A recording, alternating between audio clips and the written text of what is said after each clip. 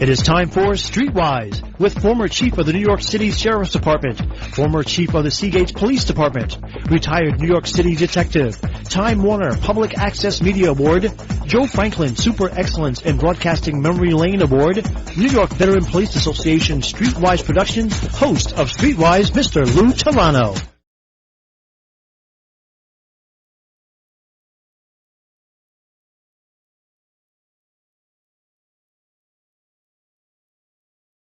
Right. I'm here. Okay, good. I got you. We did the intro, and somehow we just, with a little technical problem. Anyway, this is Lou Telano, and my guest this evening is a renowned psychologist, professor, author, journalist. He received his PhD in psychology at Harvard University. Former editor-in-chief of Psychology Today, great magazine, folks, and I think he was the editor-in-chief from 1999 to 2003. Author of, who correct me if I'm wrong, my research tells me, speaking of research, which he's a great researcher, I found 15 books. His latest books is, we'll talk about in a moment, about a lot of us could use today, but not me, thank God. I don't have any teenagers. That was years ago. Okay. Welcome to Streetwise, Dr. Robert Epstein. Oh, thank you very much. It's a pleasure. Oh, okay. Now, interesting. You had a radio show yourself on Sirius XM for about, I think, 3 or 4 years.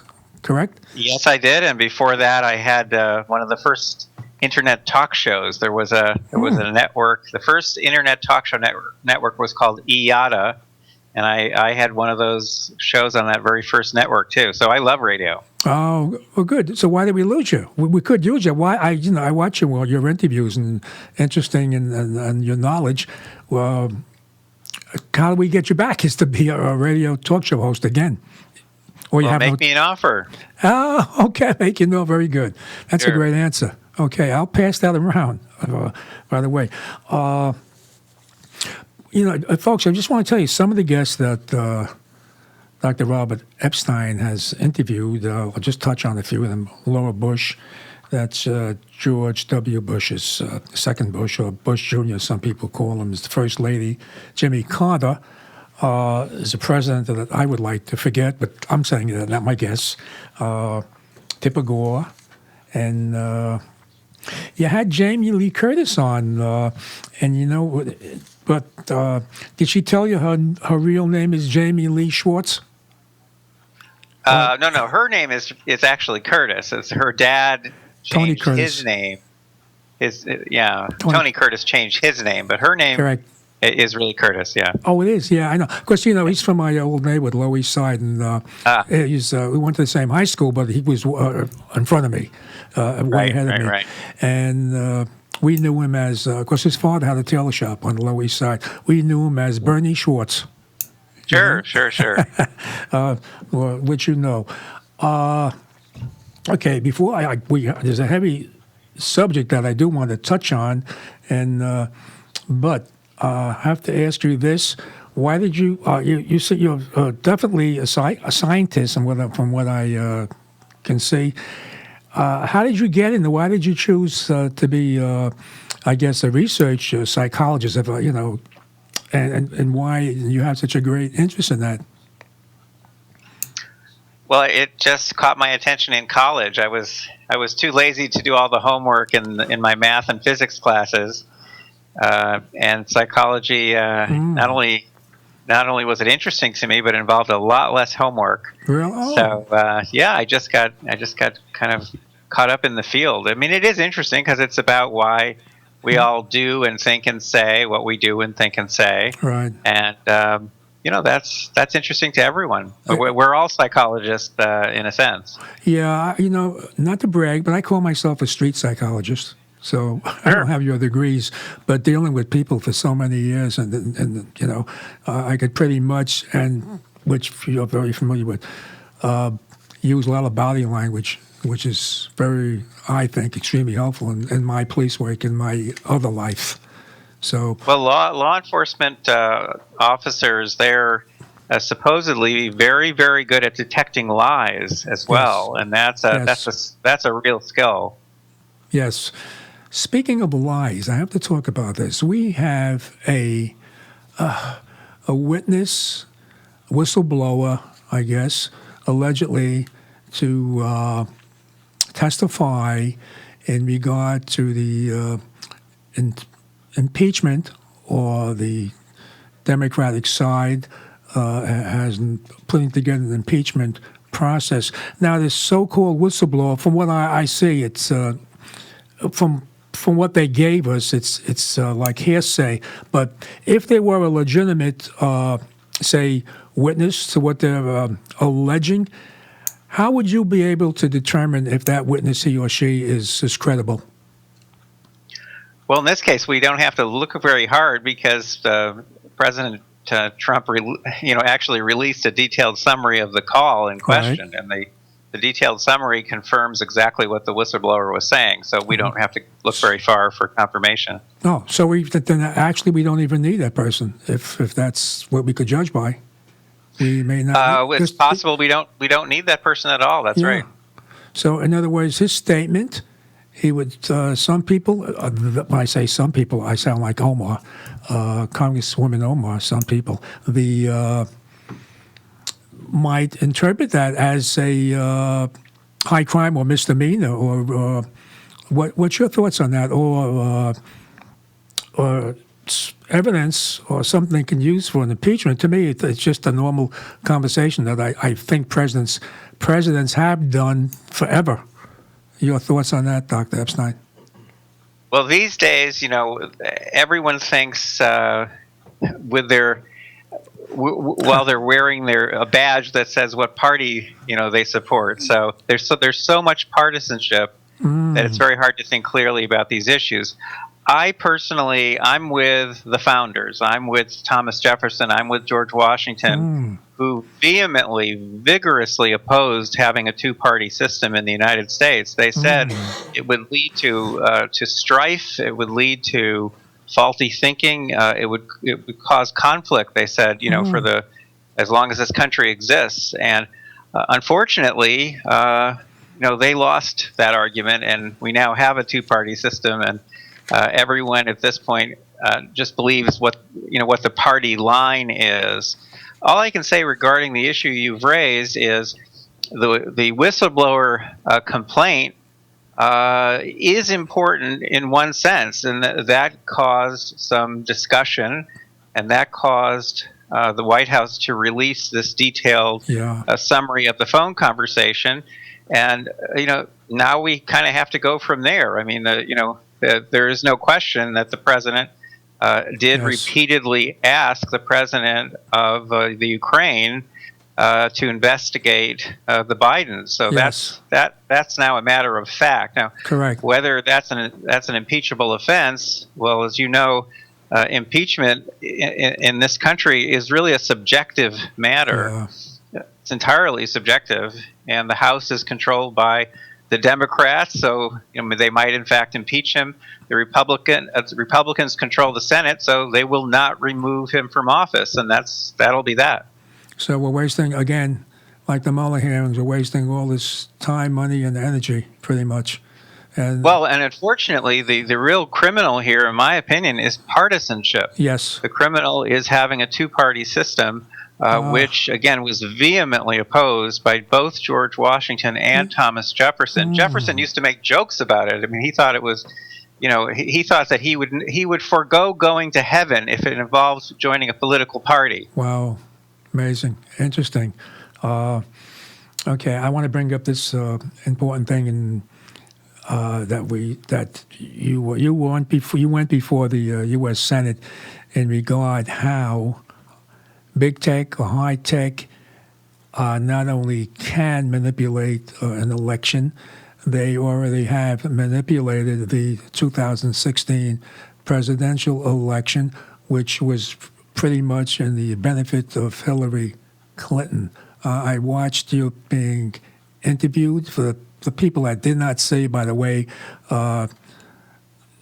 Professor Dr. Robert Epstein testify, it's mind-boggling.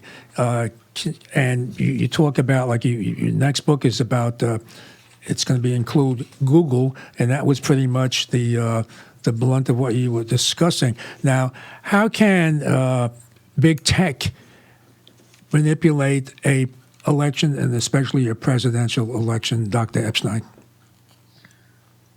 Well, first of all, I just a very slight correction here. I've never said that Google manipulated the election. That's not what I said. What I said was that my research, which I've been doing now for almost 7 years, shows without any doubt at all that Google has the power to shift millions of votes without people knowing. So that's what my experimental research shows. Correct. And then I've set up monitoring systems to look over people's shoulders in the months and days leading up to the 2016 election and the 2018 election. And basically, when I've looked over people's shoulders and when they've been conducting election-related searches on Google, Bing, and Yahoo, what I've found is there's a very considerable pro-liberal bias in Google search results, but not in Bing and Yahoo. And that bias in Google search results was enough in 2016 to have shifted to Hillary Clinton somewhere between 2.6 and 10.4 million votes, with no one having the slightest idea that they've been manipulated, and without leaving a paper trail for authorities to trace. So I've not said Google manipulated these elections. What I've said is I've measured bias in Google search results enough to have shifted a tremendous number of votes, both in 2016 and 2018 as well. All right, I got to stand corrected. I looked at that; it was a manipulation, because if they were able to do that, they were able, in my opinion. But you're 100% correct, of course. How were you able to look over their shoulders, Dr. Epstein?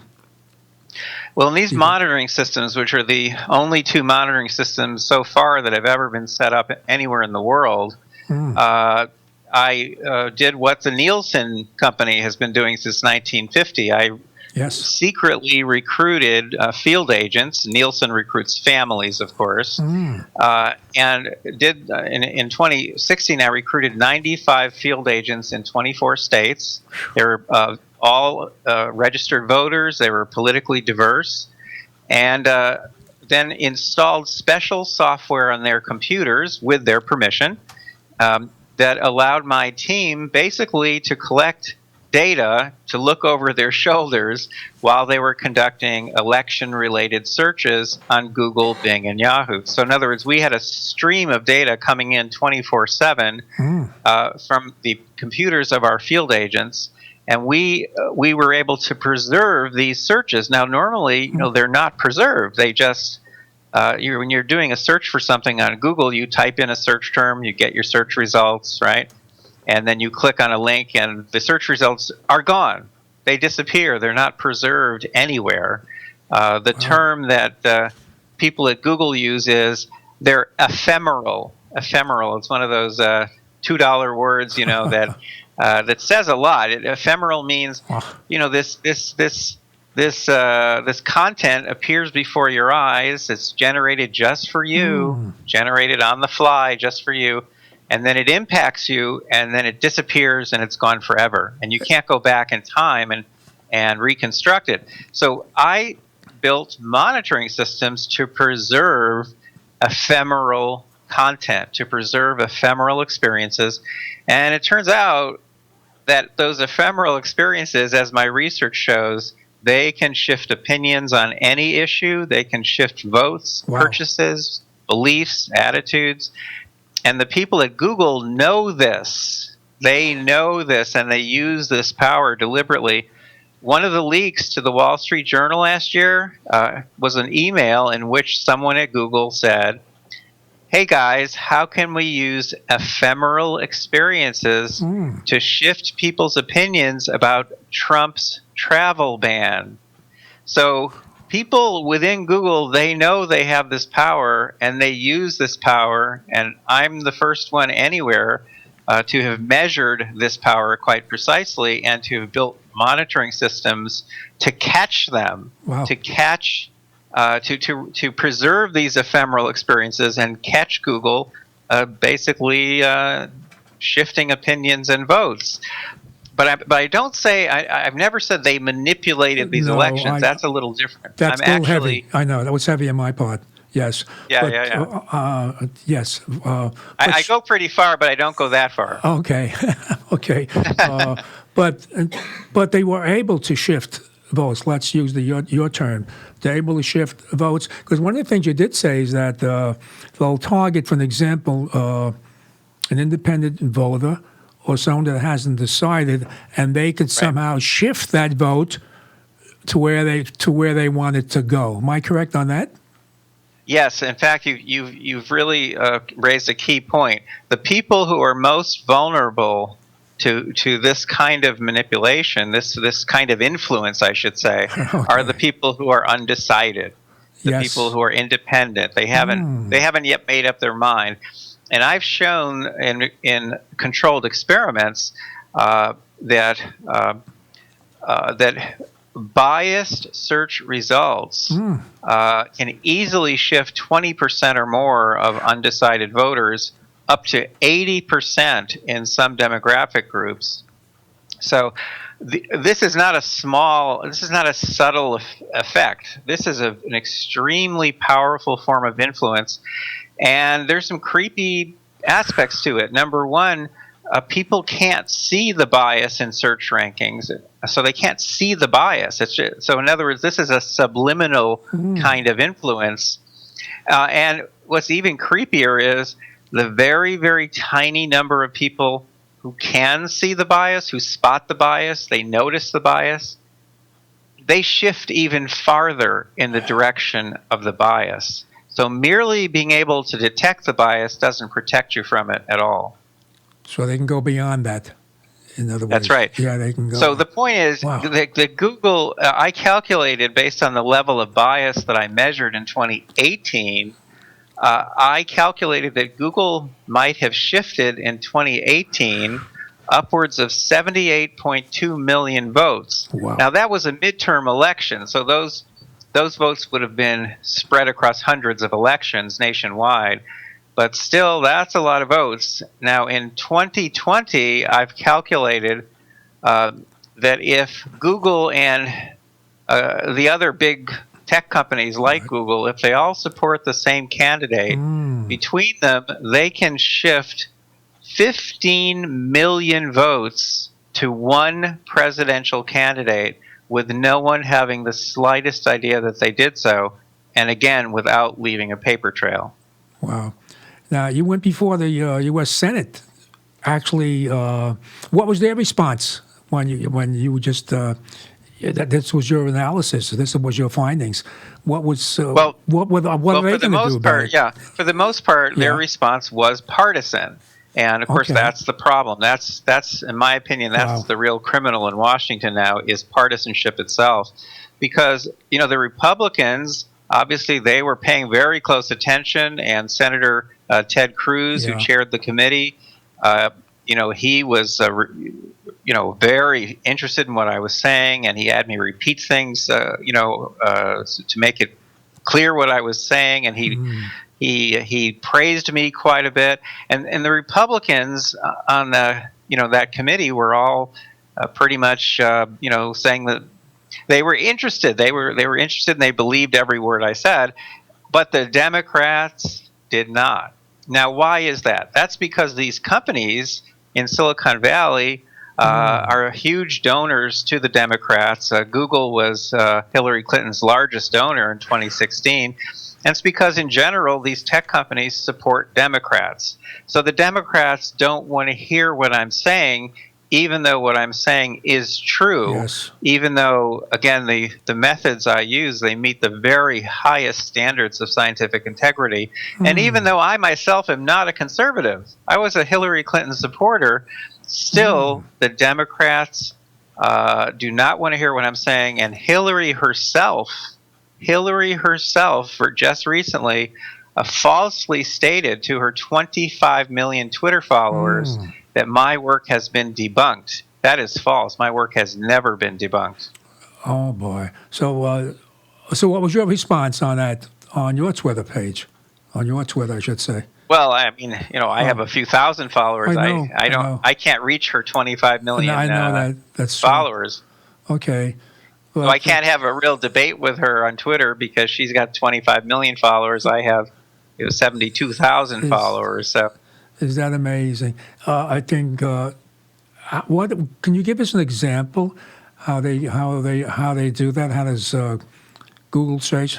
How do they able to shift an undecided voter to vote for the candidate they want? How would they do that? They have a lot of options, and I've been studying now 7 of them very, very carefully, and I've discovered about 12 or so methods that these companies have available to them.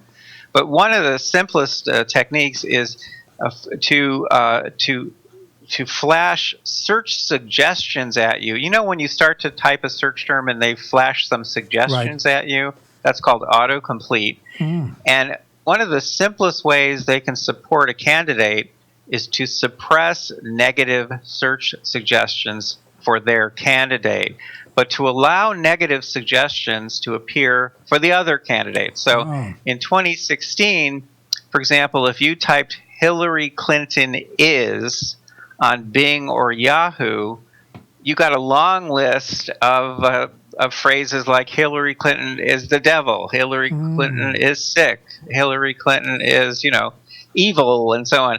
That's what you got on Bing and Yahoo, long lists like that. And that's what people were actually searching for.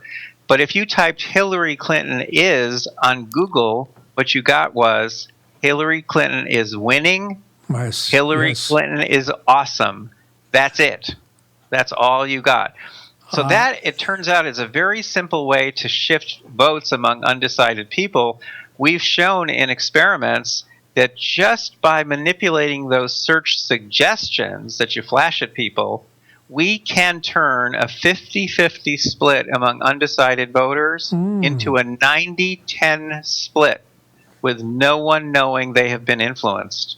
As a renowned psychologist, so what you're saying that we're getting the message, but we don't realize, but we're getting the message. It's, I don't know, is that hypnosis or something similar? Well, it's definitely subliminal in the sense that people don't realize they're being influenced.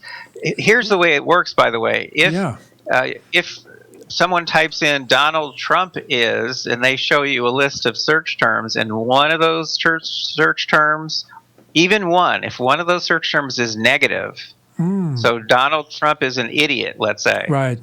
If they let that kind of negative term appear on a list, negative search terms draw 10 to 15 times as many clicks as positive ones do. This is a well-known phenomenon in the social sciences. It's called negativity bias. Some people call it the cockroach in the salad phenomenon because, if you've got this big, beautiful salad in front of you, but there's a little cockroach in the middle, all of your attention is drawn to the cockroach. Right. Right, and you don't want to eat the salad. So same is true with these search suggestions. So that's one of the ways Google can shift a lot of votes with no one having any idea that they're being manipulated. Now, of course, then there's the search results down below. If those are biased, meaning a high-ranking result takes you to a web page that makes one candidate look a lot better than the other, well, people believe the search results that are at the top of the list. Yeah. And they think that these results are impartial and objective because they were generated by a computer. So that shifts opinions. Sometimes Google now shows you these boxes at the top of the search page. They're called answer boxes, or they're called featured snippets, in which they just answer your question, period. Well, we've shown in experiments that if there's bias in the answer box, the answer they give you to your question, that also shifts votes and opinions. So there's lots of ways to do this. I can give you one example that is just, to me, it's mind-boggling. On election day in 2018, so I'm doing the midterm election, back to there. Election day in 2018 on Google's homepage, and they replaced the word Google, that big colorful word Google. They replaced it with the words "Go vote." Go vote. Very good. In flashy colors, and everyone praised the company that day. They said, "Isn't that great? Google is doing a public service. They're trying to get people out to vote, get them off their sofas, so to speak." Yes. And get them to vote. I saw that on Election Day in 2018, and I said, wait a minute. That's not a public service. That's a vote manipulation. And I published an article showing all the calculations, which I'm sure Google did the same way I did. Google knows that a lot more Democrats, a lot more left-leaning people would have seen that message that day. That's a demographics effect. So I showed in my calculations that go vote reminder that day gave at least 800,000 more votes to Democrats than to Republicans. Well, that is a vote manipulation. Why would go vote direct people to one particular party? It says just go vote. Because I do that. I remind people to vote every election. When elections come up, most of us do. Well, every single day in the United States, people frequently visit Google's homepage to conduct a search, right? Correct. And so that's seen every day about 500 million times by Americans. But Google knows that more of the people, there are more Democrats who will see that homepage than Republicans. It's that difference. The fact that more Democrats get the reminder to go vote than Republicans, that's what leads to that difference in the number of voters. That leads to an extra number of Democrat votes compared to Republican votes. And that's if they show that go vote reminder to everyone. What if they just show it mainly to Democrats, because they know who's Democrat and who's Republican? Yes. What if they show it mainly to Democrats? First of all, we wouldn't even know they're doing it. We'd have no way of knowing that they're showing it mainly to Democrats or mainly to people leaning left. Yeah. So I showed in my calculations that if they showed this just to Democrats and they withheld it from Republicans, so Republicans are just seeing the word Google and Democrats are seeing the words go vote, then the Democrats would get about 4.6 million more votes that day than the Republicans would get. And Google knows this. They do the calculations just like I do. Amazing. Could this be considered a marketing type of tool that they have? They can say, well, this is our marketing thing. That's how we market.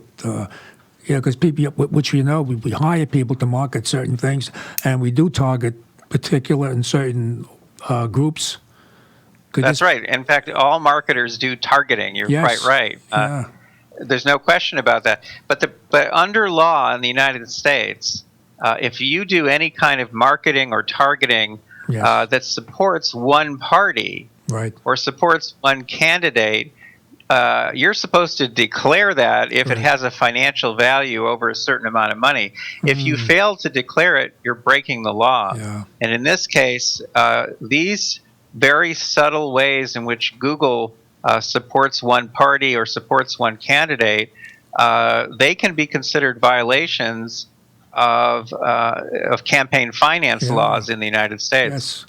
Yes. So what do we expect in 220 then?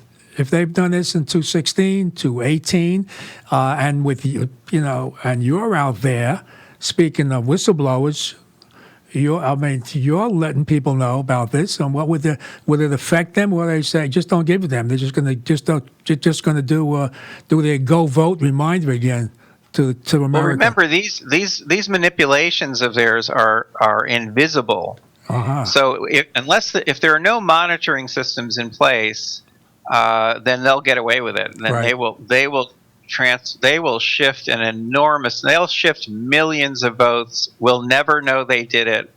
and we will never truly understand, why we have the winner that we have. Now, I have been trying to raise funds to set up a much bigger, much more comprehensive, much more aggressive monitoring system than I've set up before to run in 2020. Will I get the money? I don't know. I mean, Glenn Beck on the air just a couple days ago, I was on his show, and he said to his listeners, I want you guys to send money to Epstein's Research Institute.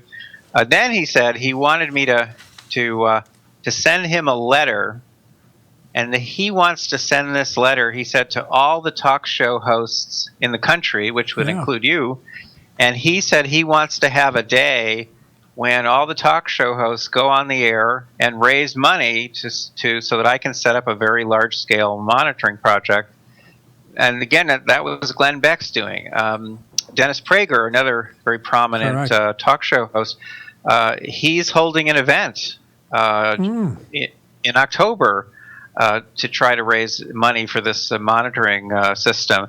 All I can say is that if this system gets set up, whether I do it or someone else does it, then we'll have some protection, because we will be able to spot bias. We'll be able to spot manipulations, any kind of irregularities. We'll spot them, we'll record them, we'll preserve the data.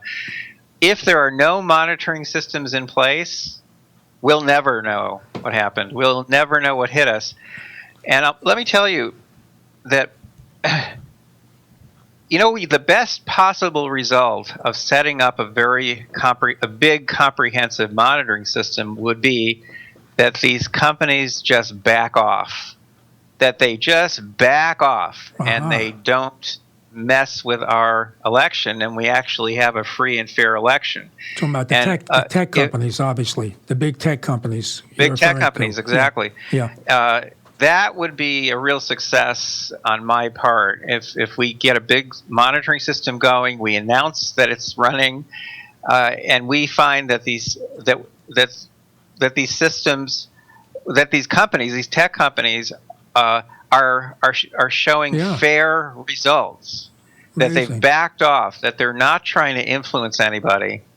That would be, in my opinion, a great success, and it would mean that we've protected the free and fair election, and that we protected democracy.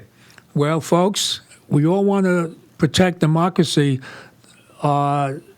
Robert Epstein, give us a contact information, how we can donate, and I'm going to use the word donate, to help you put this monitoring system together, because we definitely need it.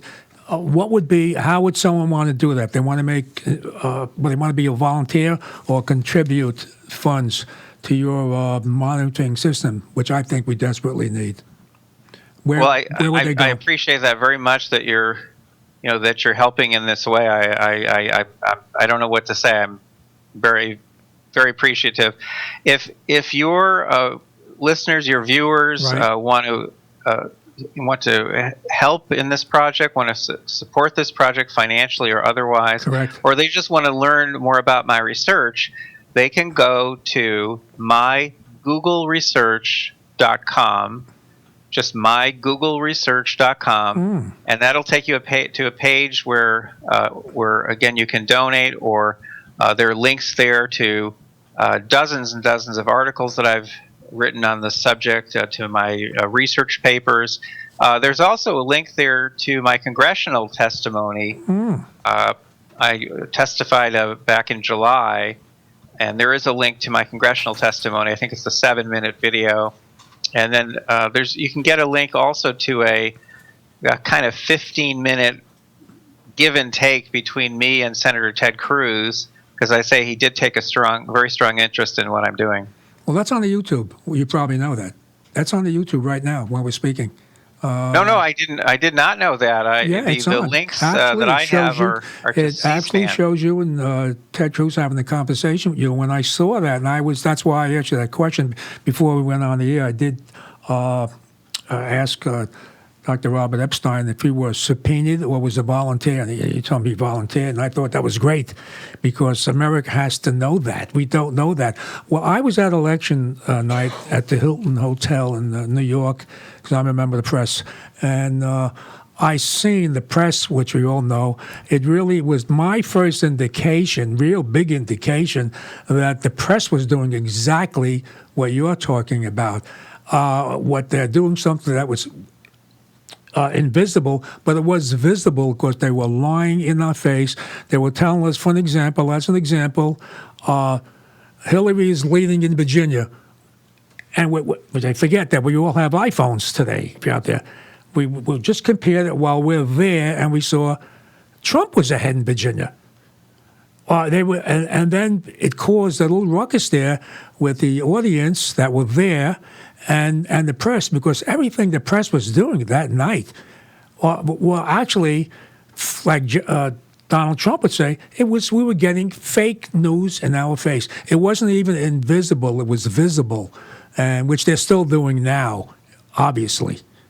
So well, again, in my opinion, the real criminal in Washington D.C. is partisanship itself. That is my opinion. It's not the Democrats or the Republicans, in my opinion. It is partisanship itself. Again, our founding fathers fought hard to make sure that we did not have a two-party system, and we ended up with one, and we've been suffering the consequences ever since. It's you realize, I'm sure, that a lot of families are fighting amongst themselves because half of them support Trump and half of them don't. And so we're talking about a couple hundred years of unclear thinking and of conflict because we have this crazy two-party system, which both Thomas Jefferson and George Washington opposed strongly. I mean, they fought as hard as they could. It was only after Washington died that Hamilton and some others, finally put this two-party system in place and they basically formed another party. And that's, in my opinion, that is the cause of many of the difficulties that we have in the United States. Well, I don't, truthfully, and I'm sure you know this, Dr. Robert Epstein, I don't think that's going to happen. It's too political. It's too heavy duty. It's going to be a one person or two people, an important someone like you that does tremendous research. The way the politicians are, they just want to keep what they have. Right.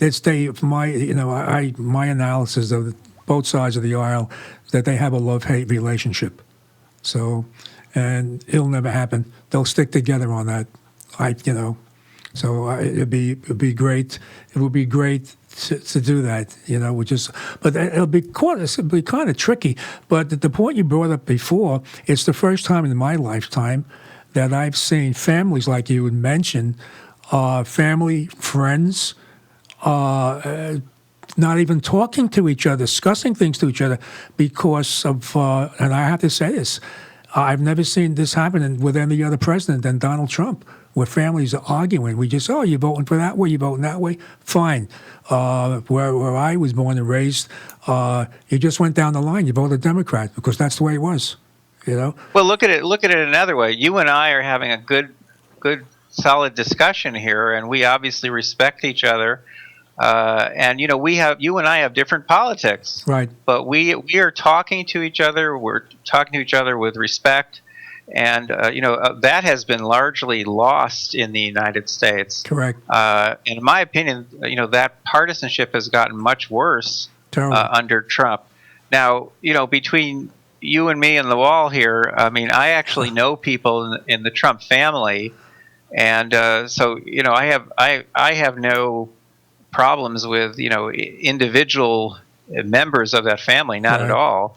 But this presidency, though, has caused a lot of divisiveness, in my opinion, in this country. And we need more of what you and I are doing. Because I've been on Dennis Prager's show, Mark Levin's show. Mark Levin and I have very different politics. I mean, I've always been center or leaned left my whole life. I know. But, I can have relationships with people and we can respect each other and talk to each other, but that is not happening anymore in our Congress. So how do we get anything done? Well, it looks like we're not. Congress right now is just focusing on just impeachment. Everything else there's no concern. The border, unemployment, climate control. I mean, it's just a passing thing. They're just doing. I don't know. Should we? Folks, I just want you to know, Dr. Robert Epstein is not. What he's talking about, he's coming out. This is his research. I feel you are or were, and still are, I should say, a liberal Democrat. That would be my analysis of you. But you're doing what you think is right. That's what my determination. That's my analysis. That's my research, and that's what I try to do. People call me, "Hey Lou," I wouldn't call it right winger on my shows, all the way to the right. I just have to, and I'm going to repeat this again. I support Donald Trump. I worked for Rudy Giuliani. It seems I do support Republican candidates for whatever reason. I'm not a registered Republican. I've never been a registered Republican. So people say, well, you're knocking yourself out.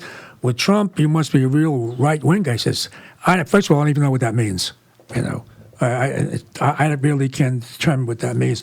But I appreciate what you said. It's we lack that now. See, when I do a show, I don't call an interview. I call a conversation. And I'm glad you had mentioned Dr. Robert Epstein. Folks, I just want to repeat this. MyGoogleResearch.com. Is that correct, Dr. Robert Epstein? That is absolutely correct. All right. Yes, sir. I'm going to repeat that after you leave, which I know you have to go now. So, because you had said that. Summing up, do you think, how can you before the Senate committee, what was the name of that committee anyway that you went before the Senate? Is there, that was the Senate Judiciary Committee. Judiciary Committee. And, but what shows folks that Dr. Epstein is impartial. He had said was a Hillary supporter, even though this indicates that his research indicated that it was pretty much supporting Hillary Clinton. So how do we get people like you? We're not going to include me into this. How do we do that? I mean, what I do is I back out. We mentioned family, kids and grandkids. They're on one side, I'm on the other side, so I don't even have the conversation. I don't even have the discussion on it. But they'll listen to my show and they'll get a little angry with me, but I just let it go. So, can we? But I'm sure you agree with me. We've got to get past this. We have to get back to a time when there's mutual respect and good communication. If you're not communicating and there's no respect, you can't move forward. And that's where we are right now. We're kind of stuck as a country. This is what I told Congress when I testified. I said, I'm not a conservative. Okay, I'm not a registered Democrat, but I'm sure as heck not a conservative, and I lean left. Right. I said, but I value our country. I value democracy. I value the free and fair election more than I value any particular party or candidate. I said, that's why I'm speaking out. And, we all have to get into that frame of mind where we put the country first and democracy first, ahead of any particular partisan, leanings that we might have. We've got to be talking to each other. We've got to respect each other, or this country is going to go downhill. I mean, there's going to be, anything is possible. We could have a civil war, another civil war, if we don't learn to talk to each other. I'm afraid that if Donald Trump, for whatever reason, gets impeached, I think there are going to be some heavy-duty demonstrations.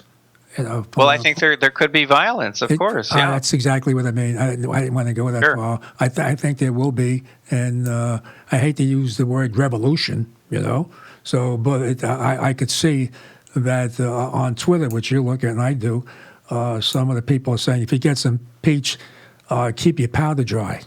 Yeah. So scary. It is scary. So I don't know. Just mind-boggling. Anyway, I know you have to go, Dr. Robert Epstein. I want to wish you a good day. Spell it for me, Jason. Rosh Hashanah? Yes, Rosh Hashanah, that's right. Good to Rosh Hashanah. Happy New Year, that folks in Yiddish. So, okay. So, folks, remember, mygoogle.research.com. Doctor, a great pleasure having this conversation with you, Dr. Robert Epstein. Well, what can I tell you? I don't want to be repetitive, and they usually say, keep up the good work, but no one has to tell you that because you seem to do it on your own. Thank you for being the guest of Streetwise. Thank you, sir, and I appreciate your interest, and I appreciate the fact that you're willing to talk to someone of with different political views, with real respect and listening carefully, and that's what we all need to do, in my opinion. Well, I respect you, and I respect what you're doing. It's very simple, folks. Thanks, Dr. Robert Thank you, sir. Epstein. Thank you so much. Thank you. Right. Bye-bye. Bye-bye. Folks, isn't that amazing? His research, it's almost like a hypnotic. They'll flash something in front of your face. When I say they, high tech, Google. He testified before the Congress, and I don't know where that's going to go. He was saying, and he has the data to back it up, how Hillary Clinton got millions and millions of votes in regard to manipulating you just by seeing a flash go before your face. But I can understand that. It's like when a commercial comes on, they raise the volume up, on these commercials, and it just wakes you up and it makes you listen to it. But I have to tell you this: they do some great commercials out there that sometimes it's better than the show you're watching. So. But that was good. I just have to say that I'm gonna go on my Twitter, and we do need a monitoring system because there was a lot of shenanigans. I don't know if anybody uses that term anymore.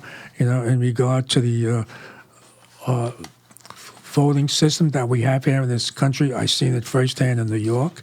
I was able to get evidence on it in regard to and I mentioned this before, when Rudy Giuliani ran against David Dinkins. I was honored to be Rudy Giuliani's law enforcement liaison, and so I did some research. I documented everything, pretty much like Dr. Robert Epstein is doing, and I went to the Board of Health, got copies of death certificates, went to certain cemeteries to take pictures with an old Polaroid. We don't have these phones then. So a little camera, took pictures of the gravestones, and then we go to the Board of Elections, and guess what, folks? I've never seen this. It's a miracle. Dead people voted twice against Rudy Giuliani. So it was just amazing. We had so much of it, and it's plus, by the way, they say if you're a three-time loser, the term means if you've been in jail 3 times for 3 felonies, you cannot vote. Do you believe that, folks?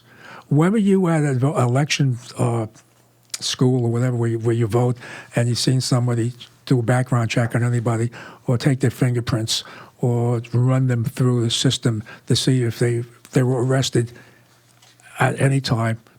That's a fallacy, too. That's just an old cliche. Hey, you can't vote. You lose your voting rights. How do you lose your voting rights? Who checks on you when you go vote, right? So that's my concern, is that these illegal aliens are going to start voting in this 220 election. And that's why, in my opinion, the Democratic Party was trying to get them in. And that's why, like Bernie Sanders wants criminals to vote. Forget about being a 3-time loser. He wants them to put a voting booth up in the prison so they can vote in prison. I guess that's the end of my show, folks. I just want you to know, down the road, I got Donnie Brasco. If you remember him, there was a movie. He's coming on. He was a famous undercover cop. He's my guest in the future. Sheriff Joe Arpaio is going to be my guest. He's running back for his old job as sheriff in Arizona. So, and a few other good, high-profile, great guests that I usually have. I'm going to pat myself on on the back. And by the way, folks, Paradise Studios, I'm on Strong Island TV, and I'm sure you'll see me on the YouTube tonight, and you'll see me next week at Strong Island TV at Paradise Studios. Thanks for listening and watching Streetwise. This is Lou Telano, and I'll catch you later.